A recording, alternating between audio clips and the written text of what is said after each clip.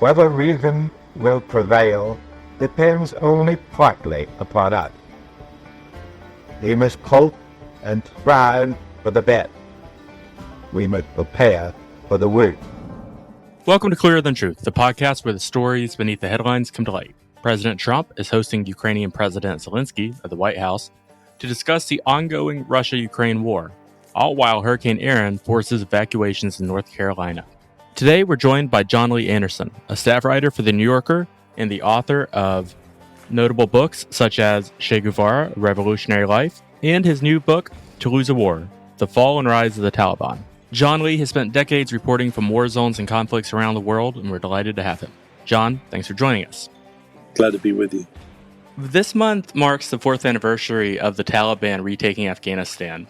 Having covered the country for more than 2 decades, how do you interpret that moment?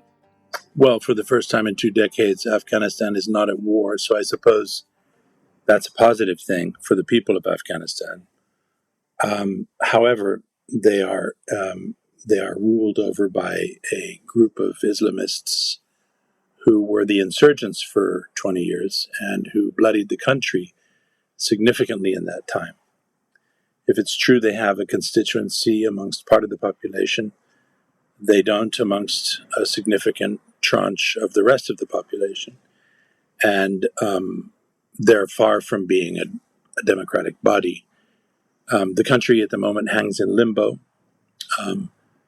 And in between its past and its future. At the moment, it's entirely isolated, with the exception of diplomatic recognition from Putin's Russia 1 month ago. It's cut off from the rest of the world. Half of the population requires food aid to survive. Our government, the U.S. government, has cut off most humanitarian aid, so we'll see whether it's going to be contributing to that or not, usually provided by the UN. In addition to being one of the world's poorest countries, it's also now and in the grip of the Taliban, who have a group which has, as we know, severely suppressed the rights of women, particularly. It is also facing the deluge from returning refugees, Afghans, as many as 5 million, en route to the country from either Iran or Pakistan, where they've been refugees in some cases for their whole lives. They're being forced out back into the country, into this kind of poor, hopefully not too toxic mix. Again, back to what I said at the beginning, it's no longer at war. It does have terrorist groups that attack targets inside Afghanistan that are sort of the Taliban's own Frankenstein, spin-offs from their most militant days, even more radically Islamist than the Taliban, who typically attack Shiites, who they see as apostates, and girls' schools. So there you go. Not the best, not the happiest of pictures, but there are worse places in the world, I guess.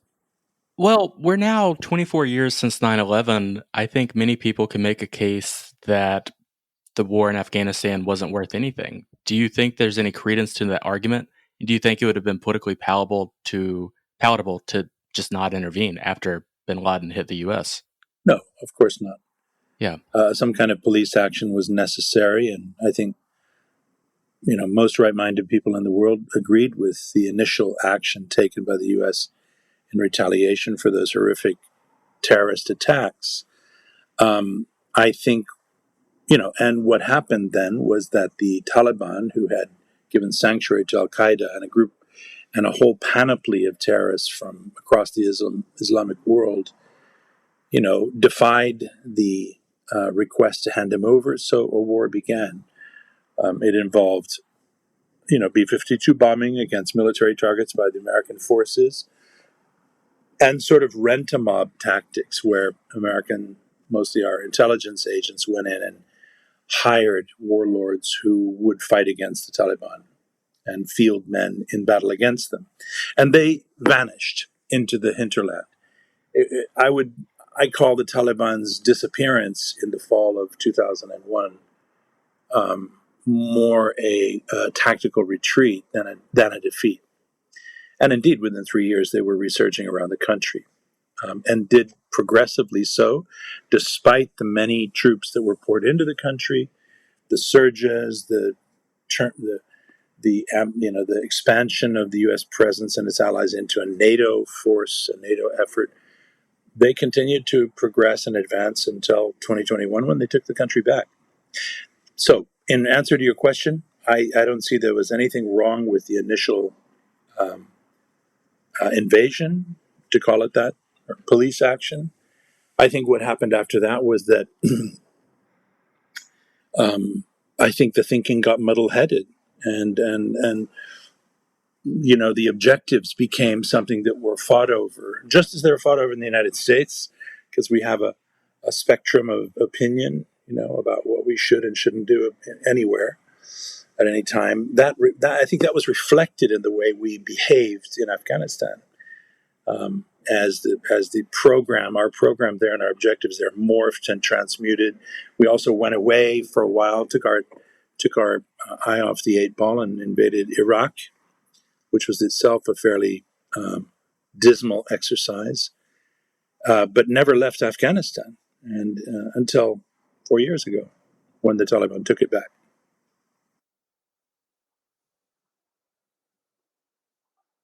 I'm interested to learn about that a little bit further, how you saw those shifting, kind of prerogatives or mission objectives, because I remember vividly when I was young, kind of reading all about the Loya Jirga that had been convened, in Bonn, Germany. And, in subsequent periods, I've spoken to people who were there, and, they described these sort of, old communists who had come out of the society of Afghanistan to kind of nurture the US's wishes to create this kind of Jeffersonian democracy, and that things kind of expanded from there in terms of, what the US government really wanted to do. And now, as I think people speak about American objectives in the country, they often use these sort of red herrings of, we wanted to make sure everyone in Afghanistan could get a BA in gender studies or something. And that sort of, I think, gets away from, the core question, which is, was this an ungoverned space on which the United States decided to try to impose a constitutional system that didn't work?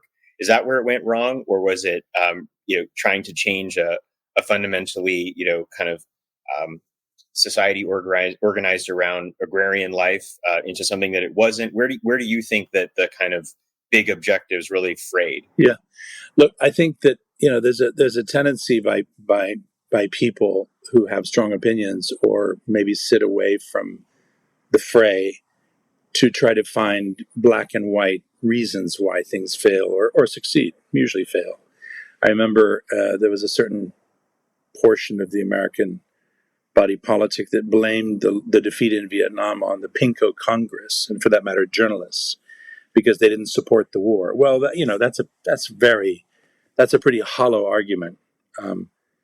And as it is to blame, say, the liberals' introduction of gender studies into Afghanistan as the reason why the Taliban resurged, that's frankly bullshit. Did it tick off old bearded mullahs in the hinterland who had previously held sway over populations and felt that they were losing their authority and felt displaced by outsiders and these ideas that they'd always fought against? Yeah. Did it remind some of them of the way the Soviets had behaved when they came in and tried to communize the country, forcing, ripping women's burqas off in the countryside and shaving men's beards, humiliating them in public? Yeah, there was cultural clumsiness on the part of the Americans, but by and large, we were not a bully boy force by and large, and took soundings along the way. I think what happened is the sum of a lot of things, decisions taken for conjunctural reasons, for tactical reasons, for political reasons, alliances that were unholy in some cases, but which served at that moment to help pacify part of the country or its clans. This is a very difficult place to operate in, made up of people who speak different languages, who have a millennia-long history of warring between clans and sects, with uneasy borders. So to insert ourselves into that, I think like you recalled the Bonn conference, the war was still underway. The Taliban hadn't been routed. And there you had, the good-minded people of the world gathering in a foreign capital to decide who they might find who would be acceptable to a majority of Afghans that could help provide a figurehead. It was not a bad idea. Karzai was not a bad idea. He was not a bad choice. He came from the majority Pashtun Popolzai clan, which was directly linked to the monarchy that had been displaced by the communists in the 70s. Which notionally had held the country, given it some kind of social glue, by and large, through the 19th and 20th, much of the 20th centuries.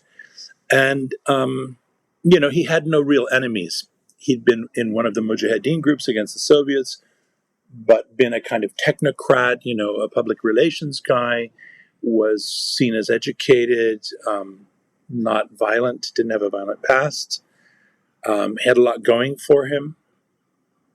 And the idea of a loya jurga, this kind of grand assembly that the Afghans are used to, where all the elders and the men of influence from the various sects and regions and tribes come together to support or argue against a kind of political decisions made by their figurehead. So in that sense, I think Karzai worked. There were Tajiks, the people in the north, who had traditionally been, feuding with the Pashtuns, and for that matter, the Taliban was a Pashtun force, who signed on as well. He created under Western direction, somewhat. He created a fairly representative cabinet. There were the inevitable bad choices. It was a bit green in some cases. There were, as with any new government, there were people that had to go, others that had to be brought in. Not everybody was honest. And then, so here's where my criticism really begins of our presence and our role there. And it's that I felt that we didn't invest him with enough sovereign power. Seeing that he was pretty much a Western puppet, and that's certainly what his enemies, the Taliban, believed him to be, and the naysayers of that project, he struggled to overcome that tag. He was arguably a puppet, and yet our rhetoric, whether it was during the Bush administration or the Obama, was to boost her, it was to champion him and boost him. It became increasingly like a sour marriage. You may remember that. And at the root of it, I felt, because I got to know him a fair bit while he was president, was that he felt like a cuckolded wife. He didn't have real power. He would hold these great jirgas or assemblies and make all kinds of promises, which, it was his right and duty to do as the president of the country, and then he wouldn't follow through. And I remember trying to follow up some of these promises with him and going to the Americans and saying, well, are you going to back him up for that promise? A health clinic in a region that was devastated, whatever. No, they didn't. And once and again, he was shown to be, a paper, whatever the metaphor is, a man of straw, a straw man. And that was, I think, humiliating to him. And we also had kind of double role in the country as the war got intensified. We had our armies there. Yes, you could see them. They had embedded reporters with them and all the rest of it. These were good lads from wherever they came from, right? Mostly, and young women too. But we also had a paramilitary force. We had a lot of contractors who were there not necessarily out of patriotic or, noblesse oblige, patriotic motivations, but money. That's what contractors do, right? We don't call them mercenaries anymore. They're contractors. But effectively, those who were fighting. And we also had a secret army.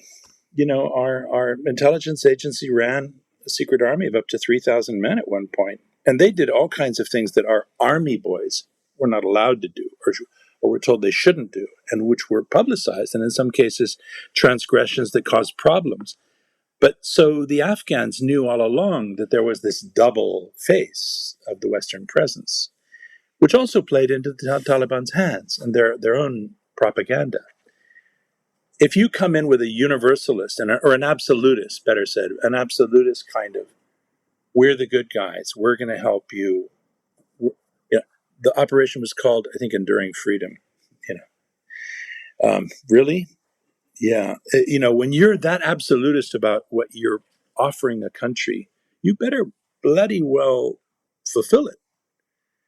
These are people that were cut off from the outside world and have only known bloodshed for the previous 20 years more. And they were, we were the city on the hill. I want to briefly talk a bit more about Hamid Karzai. You document in your new book, To Lose a War, The Fall and Rise of the Taliban, his background. And when he took office, I believe it was Carl Eichenberry who described him as being clinically bipolar. Do you not think there was perhaps another leader who could have handled the moment better? Maybe. Look, they wanted... His brother was also a drug dealer, I believe, right? Yeah, well, so were a lot of other people working with our people, by the way. Yeah. What about Abdul Rashid Dostum? We're the ones who brought him into the government. Yeah. The butcher of Kabul, who had fought with the Soviets and had a 50,000-man standing army with tanks and warplanes, and controlled the Uzbek border.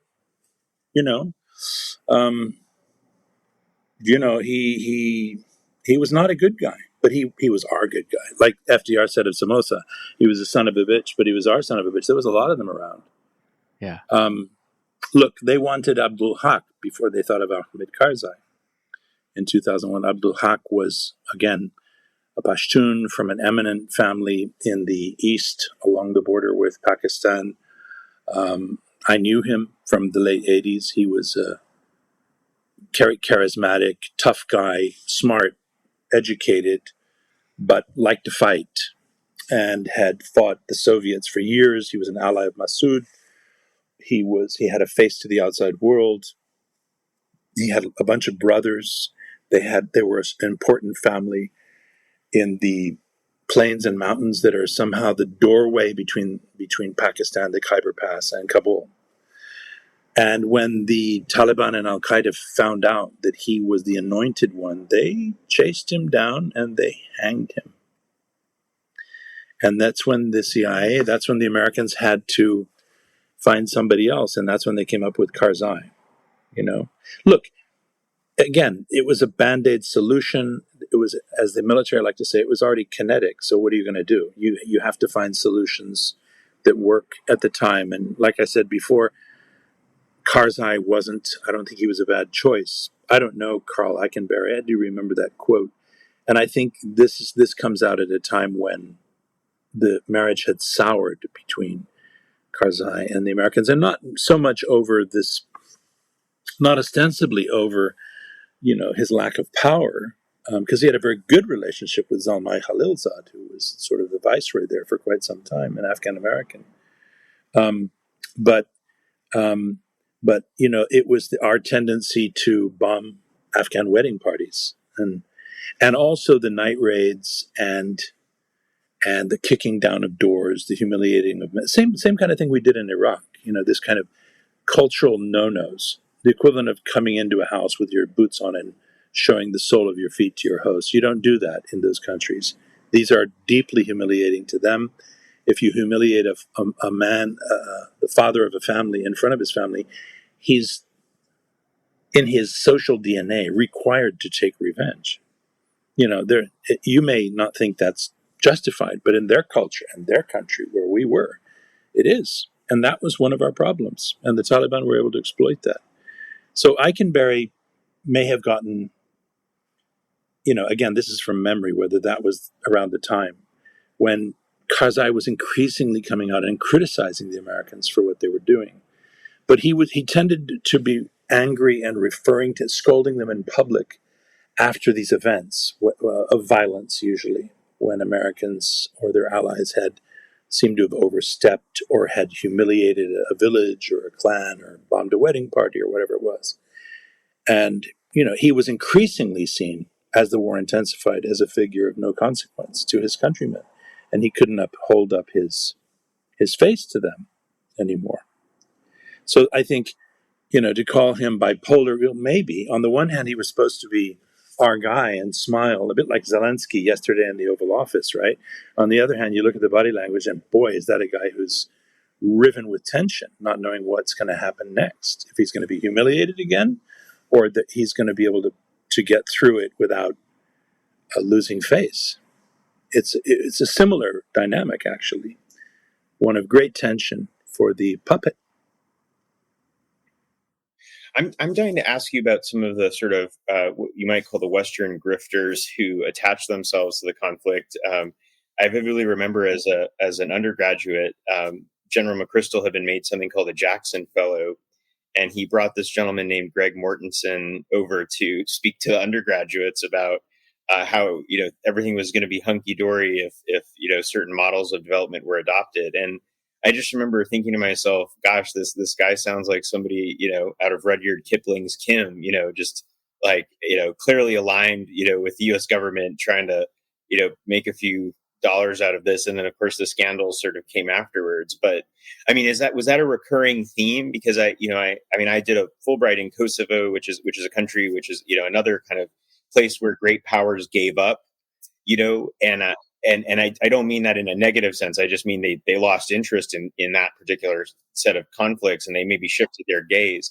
But I mean, how much blame do we have in terms of not sustaining and not making sure that sort of stuff wasn't happening? Because I don't look at the Afghans themselves as holding all of the blame or anything like that. So by any stretch of the imagination, yeah, no, I mean, look. It's a big discussion, and one that I feel that hasn't really taken place, which is the degree to which, and I'm no expert here, but I do know that there's been a huge change in the way the American military works, let's say since the days of even Clinton, or certainly since Vietnam, where you have a huge aspects of our military juggernaut, our construct is privatized.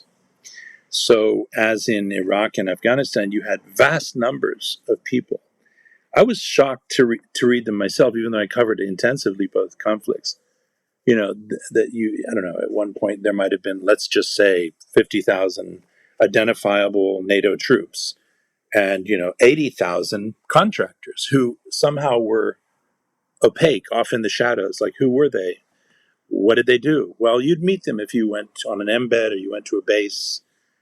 There'd be ties, or there might be former American military guys who were retired, and rather than be a security guard at the nearest Costco, they could earn $100,000 doing something in logistics or even fighting in Afghanistan, fulfilling some role. You can't fault those guys for doing that, and they were earning 5 or 6 times what the enlisted men were earning.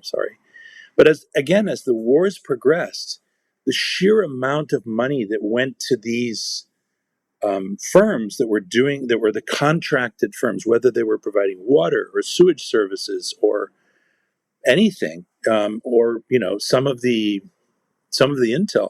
I went on an anti-Taliban opium mission in 2007, and if I'm not mistaken, the administration decided that the heroin production was way too high, so they were going to now, 6 years into the war, stop it. And they gave a $10 or $12 billion contract to DynCorp, which, okay, it's 95% of its proceeds come from the Pentagon, but it's supposedly it's a parastatal, right? So, Kellogg, Brown and Root, they would charge for every paper plate that they handed out. If you went to the mess tent in your forward operating base, They charged $60 for that. If you got another paper plate to put on top of it to keep the dust off, that was $120. They had a regular rotation for a contract that allowed them $100 every 3 days, I think it was. It might have been 1 day a week. So if I'm exaggerating slightly, forgive me. But it's either once or twice a week. Whether or not you did launder your uniform, they were the launderers, and they charged $100 per uniform for it. Bottles of water were flown in to Afghanistan from Dubai. Early in the war, there was we never built a water processing plant for the Afghans. No, we did a deal with someone in Dubai, a desert country, who was already had some, those plastic water bottles. And we flew them in, water, flown in from one desert country to another, where they were handed out to American troops. And by the time the American troops drank them and threw them into onto the wasteland, they were costing $12 a piece. That was money coming out of our pockets. Right? Mostly the Afghans didn't see the benefits of the American economic presence. Those who were hired to do menial tasks or as interpreters or whatever, yes, you formed a kind of a new middle and mercantile class, mostly in the cities, mostly in the capital, actually, not the rest of the country. But it didn't really trickle down to most of the rest. I may have gotten off the tack there, but yes, I mean, the kind of scoundrels who pitched up in Afghanistan and Iraq, for that matter, who got jobs just because they were there, it's pretty amazing. I met a guy once, just to give you an idea, briefly. They even contracted out functions of the U.S. Embassy after spending $600 million on a RPG-proof bunker in the middle of Kabul, but everybody lived in trailers and went into that bunker in a tunnel in the middle of the city. The biggest building in Kabul, the only one we really ever built, was our bunker. Now, no doubt, some Taliban headquarters. I went to see the ambassador once, and the guy that sat in with me wasn't a State Department PAO. He was some dude from San Diego. Nice guy, but he worked for some Beltway outfit, and he was making a good $300,000 to $400,000 a year. He told me he was a surfer dude. He smoked dope. He used to be a roadie for Janis Joplin, but he was a good friend of Donald Rumsfeld, and that's how he got his job. And he hung out with General Dostum, by the way. Yeah, he had a swimming pool at his villa, and Dostum would bring, Russian prostitutes, and they would have just a hunky-dory time there in that swimming pool. That was Kabul. Good work if you can get it. And I want to continue pulling on this. Yeah, I want to pull on this thread a bit more about governance and state building and the aid we did. I think a lot of people argue that foreign aid simply enriched a lot of the drug lords, warlords, and radicals. Do you think that President Trump was right to withhold aid on grounds of corruption?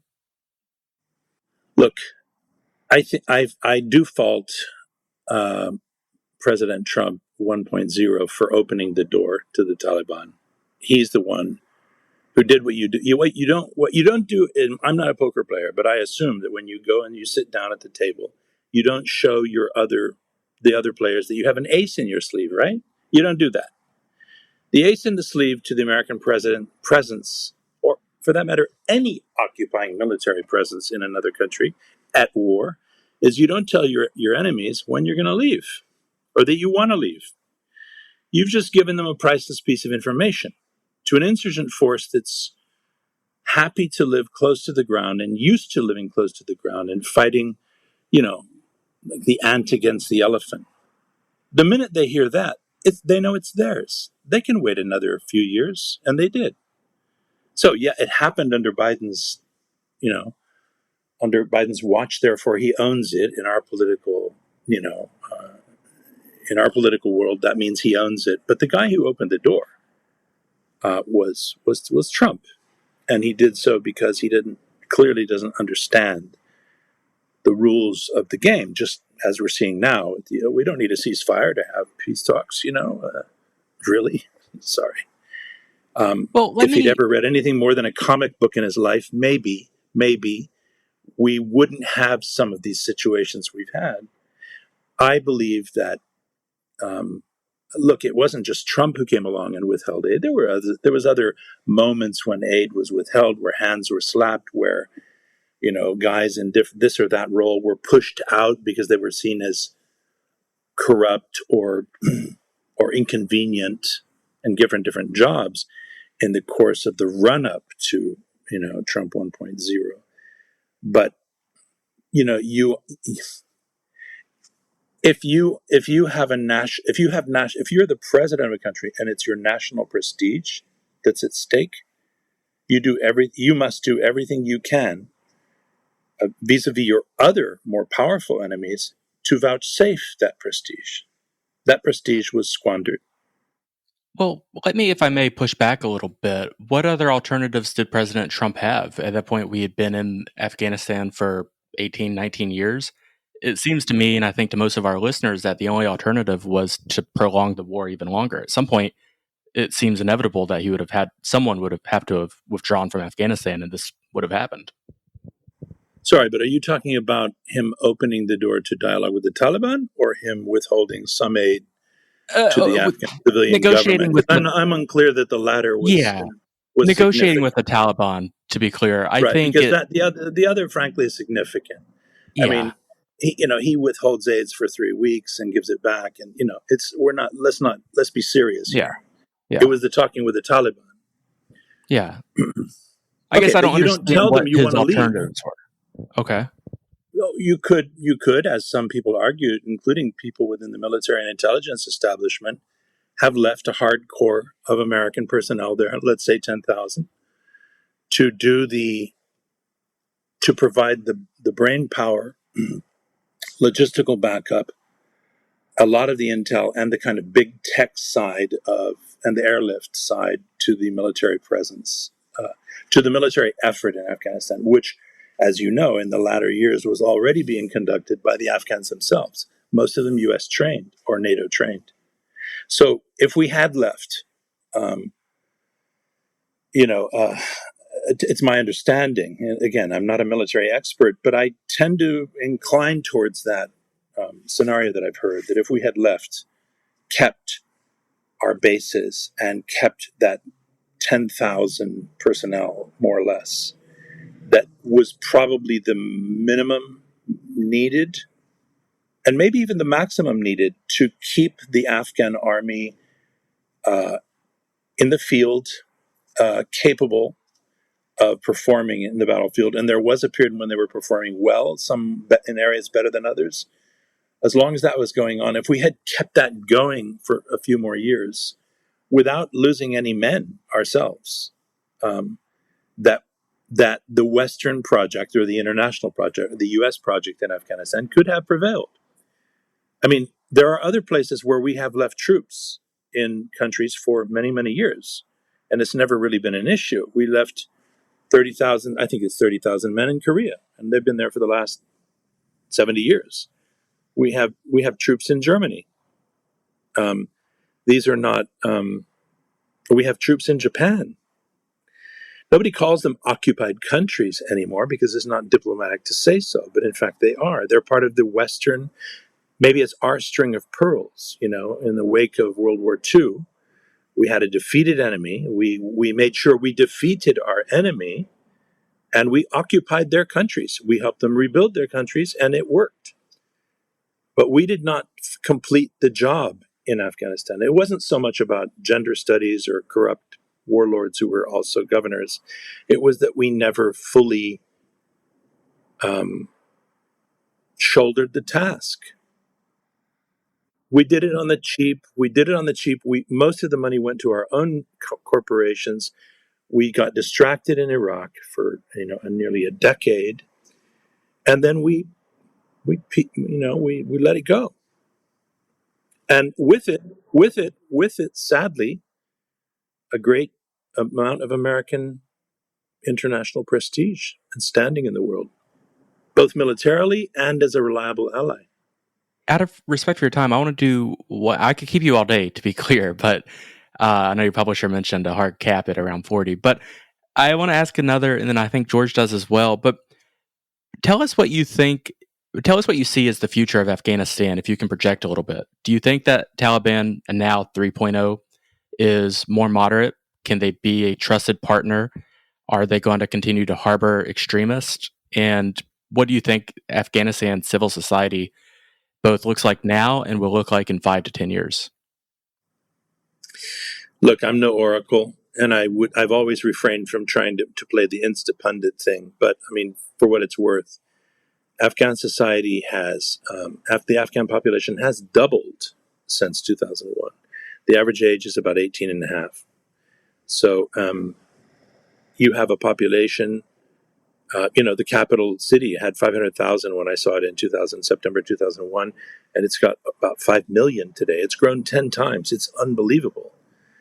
I talked about the fact that half the population needs food aid. You go into the hinterland and it's real poverty. But people are used to being impoverished in Afghanistan. But for the last 40 years with the various wars and so on, they've also had the outlets of the neighboring countries, at the very least, to be a bit less pour in as refugees. Now that's being taken away from them. They had our helping hand in humanitarian aid. That also is being denied.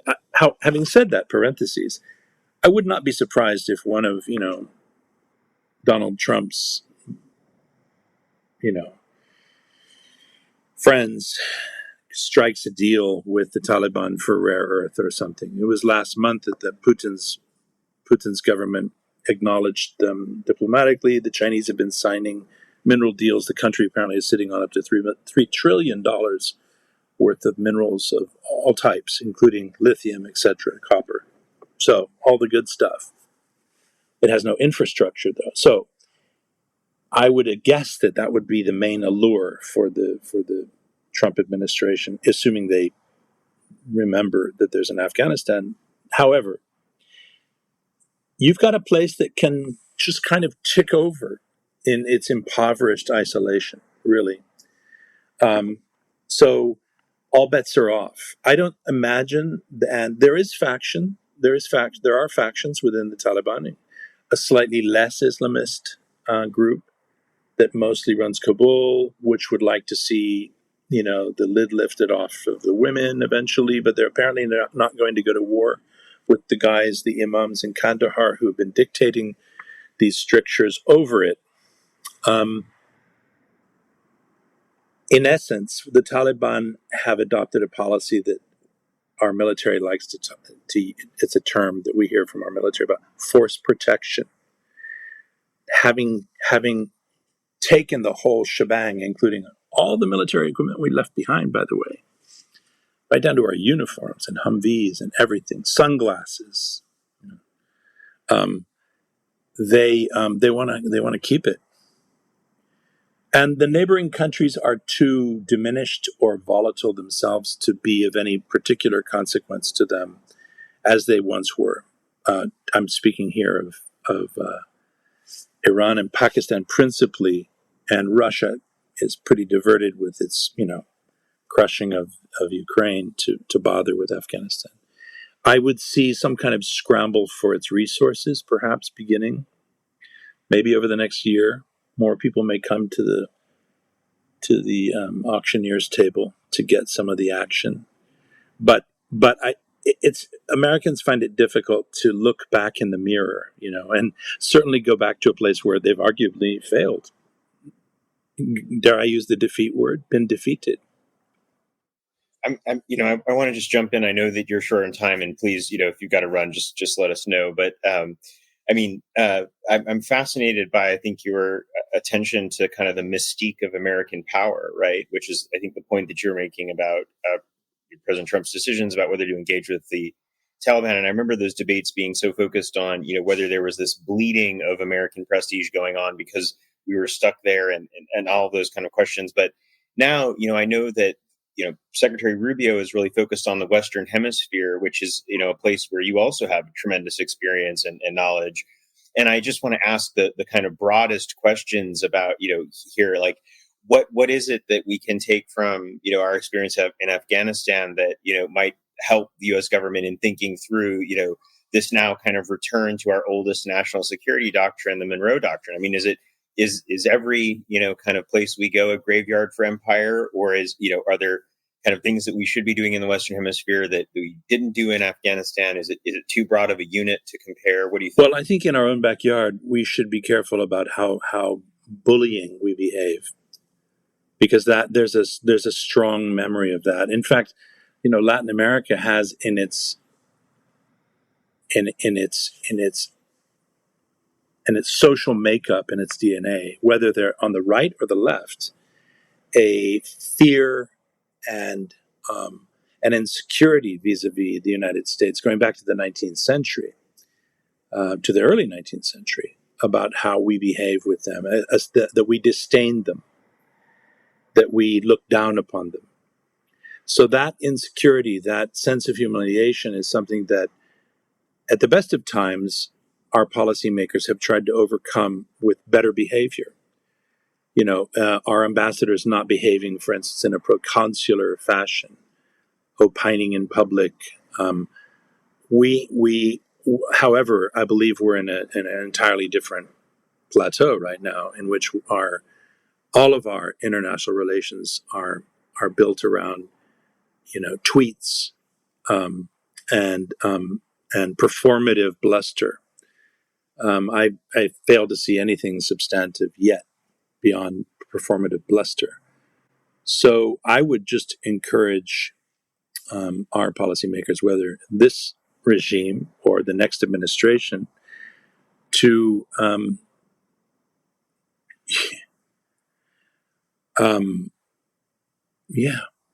Teddy Roosevelt called it, walk softly and carry a big stick. Look, we carry a big stick anyway. And maybe we don't always have to speak softly, but we should speak intelligently. And we should behave intelligently towards other people and show respect, however small the nation. And we should use our power wisely, both for our own protection and resilience, and hopefully for the common good. We don't want a band of misery and poverty and estrangement around the bountiful part of the world that we are at the epicenter of. That's what caused the refugee crisis that we're living through. We have to walk carefully in this period, or we're going to create new enemies and new adversaries. Finally, I would just say this, that the thing that I would hope to see Americans learn more than anything else, and especially from the Afghan experience, and they can take that everywhere, is to spend some time thinking about and learning about the culture where we go. Look where your shadow falls. If you can see where your shadow falls, if you can see how people view you, then you've won half the battle. And you behave accordingly, you've won half the battle. You won't alienate as many people. You can again use your power wisely. And I fear that we've shown ourselves to be a very adolescent superpower in many ways in these past 70 years, and it's time we matured. Performative bullying is not going to get us there. Jon, where can our listeners follow your work? Oh, well, I write for the New Yorker magazine. I'm not on social media. Can't stand it.